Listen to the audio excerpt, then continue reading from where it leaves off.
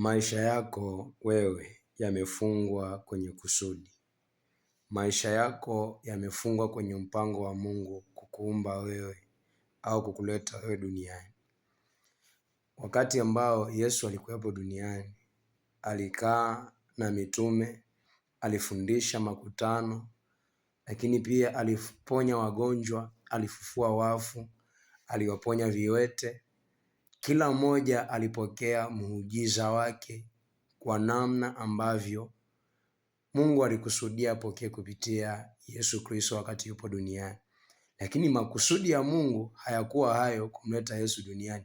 Kusudi la Mungu lilikuwa ni Yesu kuangikwa msalabani ili kuzibeba dhambi za wanadamu wote na kuwakomboa kwenye mauti ya milele.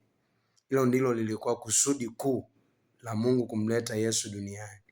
Lakini tunaangalia makusudi ambayo Mungu aliyaweka ndani ya mwanaye wa pekee aliyekuja duniani hayakuwa mepesi. Kama Yesu mwenyewe, kusudi la kutukomboa sisi kutoka kwenye dhambi lilikuwa ni jambo gumu sana kwake kulibeba. Je, vipi kuhusu kwako? Tafsiri yake ni kwamba maisha yako yote ambayo yamebeba kusudi la Mungu sio mepesi. Maisha ya kihuduma, maisha ya kimaombi, maisha ya aina yoyote ambayo ndani yake kuna kusudi sio mepesi. Kuna wakati mwingine unakutana na vikwazo, unatamani ukate tamaa uishie njiani. Kuna wakati mwingine unasema mbona hili jambo sio level yangu, ni level ya watu wengine, eza wahubiri wakubwa au watumishi wakubwa au wenye fedha kukuzidi wewe au wenye vitu zaidi ya vile ambavyo wewe uko navyo. Lakini kimsingi makusudi ambayo uko nayo au ambayo Mungu ameweka ndani yako yamebeba hatima ya kwako na ya watu wengine.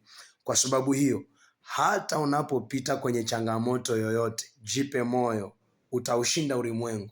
Kwa sababu hakuna mwenye haki aliyemshikilia Bwana alafu akaaibika.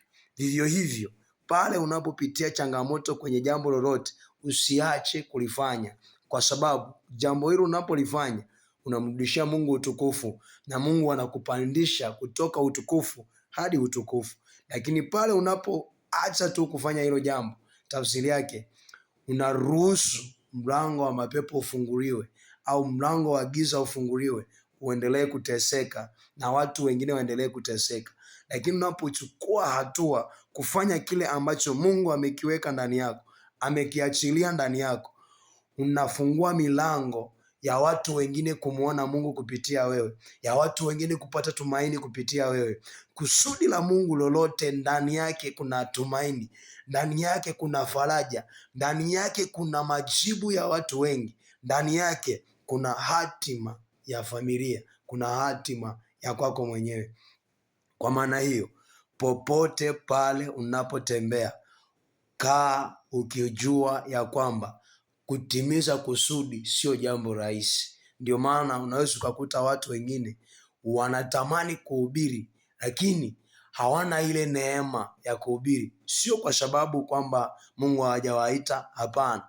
Ile neema inaposhuka, inashuka kwenye kusudi maalum.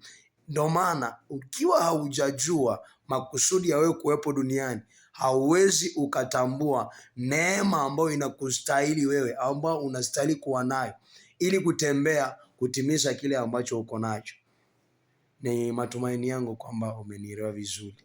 Kwa sababu hiyo, tafakari Yesu katika kipindi hiki cha mateso. Anapopitia mateso, kumbuka mateso wakati anamkaribia, Yesu alilia machozi hadi jasho la damu likatoka. Wakati yupo Getsemani, akalia akasema, ikiwezekana kikombe hiki kiniepuke. Mungu akukiepusha kile kikombe cha mateso, kwa sababu alijua atakapoacha kuteseka huyu mtu, asipopitia haya, mwanadamu ataendelea kuteseka vile vile. Ndio maana Mungu alinyamaza. Kisha Yesu alipoona baba yake amenyamaza, akasema mapenzi yako yatimizwe. Vivyo hivyo mwambie Mungu kwenye lile jambo ulilolishikilia ya kwamba mapenzi yako yatimizwe.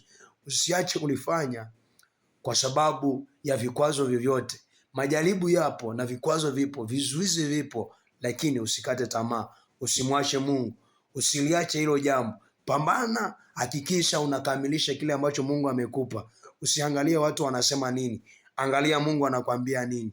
Lakini kama Mungu atanyamaza, hatakupa maelekezo ya aina yoyote, subiri wakati ambao Mungu atakupa maelekezo yatakayokupa mwelekeo sahihi kuelekea pale ambapo unatakiwa kwenda.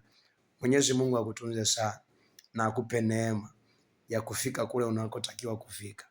Barikiwa sana na Mungu akutunze. Amen.